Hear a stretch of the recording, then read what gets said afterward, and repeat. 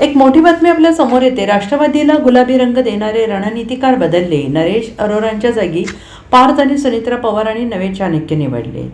राष्ट्रवादी काँग्रेस पक्षाकडून डिझाईन बॉक्सनंतर लवकरच नव्या राजकीय रणनीती ठरवणाऱ्या संस्थेची नेमणूक करण्यात येणार आहे. काल 19 मे रोजी सकाळी राष्ट्रवादी काँग्रेस पक्षाच्या राष्ट्रीय अध्यक्ष सुनित्रा पवार, खासदार पार्थ पवार यांच्यासोबत प्रशांत किशोर यांची बैठक पार पडली आणि या बैठकीत महत्त्वाचा निर्णय घेण्यात आला. प्रशांत किशोर राष्ट्रवादी काँग्रेस पक्षाचे रणनीतिकार म्हणून काम पाहणार आहेत. बैठकीचे सोपस्कार पूर्ण झाल्यानंतर येत्या 2 दिवसात कायदेशीर बाबी पूर्ण करून लवकरच प्रशांत किशोर यांची कंपनी कामाला लागणार आहे. 1 जूनपासून प्रशांत किशोर राष्ट्रवादी काँग्रेस पक्षाचे रणनीतिकार म्हणून काम पाहणार असल्याची माहिती मिळते आहे. दरम्यान प्रशांत किशोर निवडणुकीचे चाणक्य म्हणून ओळखले जातात. पुढचे 3 वर्ष राष्ट्रवादी काँग्रेससाठी महत्त्वाचे असणार आहेत. त्यामुळे 2029च्या निवडणुकीसाठी राष्ट्रवादी काँग्रेसने रणशिंग फुंकल्याचं बोललं जात आहे.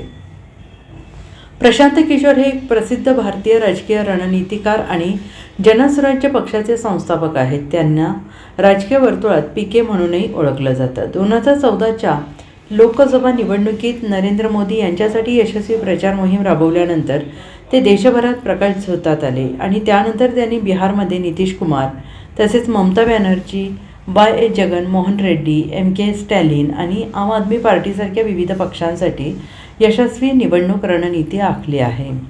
प्रशांत किशोर यांनी सुरुवातीला संयुक्त राष्ट्रसंघासोबत सार्वजनिक आरोग्य क्षेत्रात 8 वर्ष काम केलं आहे. Bureau report, SBN Marathi, Mumbai.